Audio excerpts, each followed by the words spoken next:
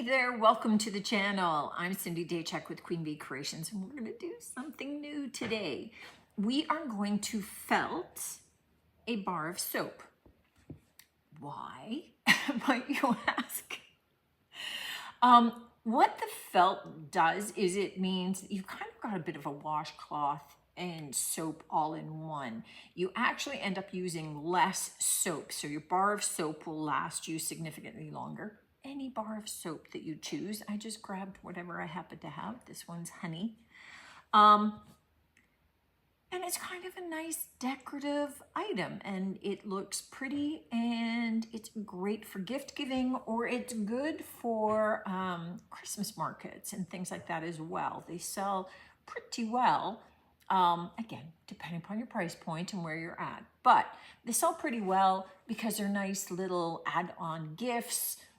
They're good stocking stuffers, that kind of thing. So all that we need, soap, water, and some roving wool. This is not yarn, it is unspun wool. So it's carded, so it's nice and smooth, and you can use whatever colors that you like. You actually use a lot less of this than you think. We don't want it lumpy, so I'm kind of teasing it open a little bit. And probably that's too fat to start with anyway. So I'm going to kind of tease it open if this is kind of a main color. And we want to start by getting our bar wet. And we're just wetting the bar now because it helps the wool to adhere. So I want to maybe lay this part down and on my bar lengthwise. And you can use a little bit more water to just kind of help that wool stick down. And I can use a little to go kind of again around the bar on the sides if I want to completely encase it in this one color.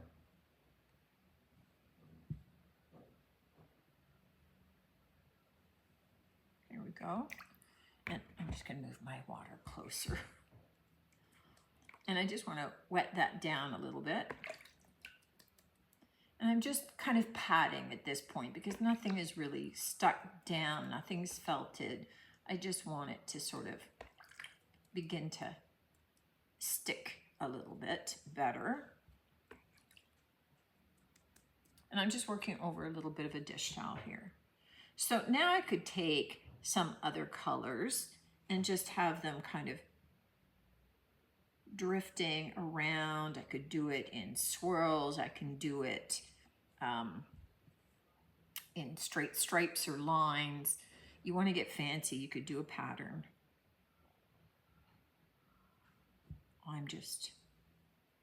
We're doing a beginner one.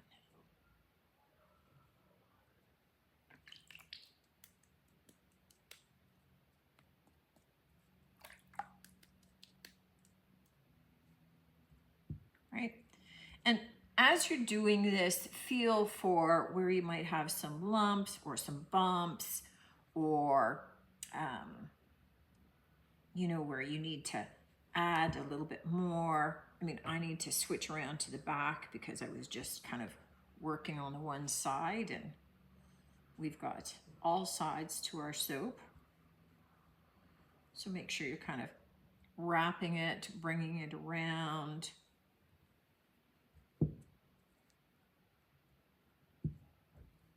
Okay, and we can add more as we go. So if we start to feel that we've got bald spots, stopping occasionally for customers here. So what we want to do is just keep gently patting this down with water so that it ultimately becomes fairly saturated. And really this is the beginning stages of just getting some of this wool to kind of start to stick together, mat together. A little bit of orange, let's just add that back on. Usually when you're doing wet felting, you are adding soap to the water. We don't need to do that. So what we're doing at this stage is we're not doing any heavy felting, but we are just kind of gently patting this. It does start to kind of work the fibers. It starts to help you be able to ensure that you've got a nice even coverage, that things are sticking together before we would start wanting to do any kind of rubbing. Ultimately, we start engaging the soap as well, and the soap helps start to work those fibers. So we actually are going to do this gentle patting stage, and this is where this is a great little craft for kids. So it becomes a great little thing that they could make for teachers' gifts. They could make for their grandma as a little special gift, you know, something that is usable and functional, the person will actually use, but that is handmade for them. So you can see how it's starting to take shape already. And what we want to do is we want to continue to do this padding to start to gently work those fibers together. If we started rubbing too vigorously at this point, we'd probably start to separate the fibers and expose our soap. So instead, we want to keep doing this for probably a good, 5 to 10 minutes or so. Put on a good movie, watch it for a little, just, pat this gently like a baby. And then we'll come back when that part's done. But look at how lovely it's starting to look already. It's starting to kind of look meshed together. Don't forget the ends. Once you see that this is all kind of merged, I have to clean off one hand to be able to turn the camera back on. You can start to rub those fibers a little bit more. We're still being fairly gentle with it. We're seeing how much shifting and moving that we get, but that soap really helps us be able to move those fibers around. Ultimately, as this, as our wool will dry, it will start to shrink. And really, as we're working it, it shrinks as well. So that even as you're using the bar of soap, that felt continues to shrink around the soap bar. So what we're doing at this stage, and it really is quite easy, we're just rubbing this still fairly delicately, but we're felting, we're merging those fibers, we're getting them to work in together so that they become one and are just not these separate little pieces hanging off. And you can see at this stage, I'm not having to add more water. There's a fair bit of water in the felt. The soap itself is giving me the soap that I need to make this nice and slippery to be able to move. And the soap helps those fibers be able to merge in together.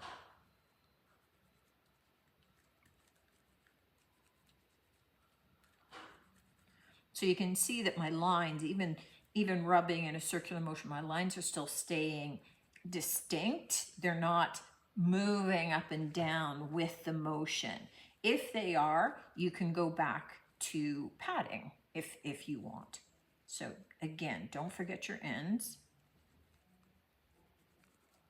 We want to get everything merged, and you're doing this stage for, another 8 to 10 minutes until you feel by the look and the feel of it that things have kind of blended in nicely and that they are all worked in together. Now that my soap is done, okay, this is nicely felted, I'm actually going to take it over to the sink just to rinse out this surface soap.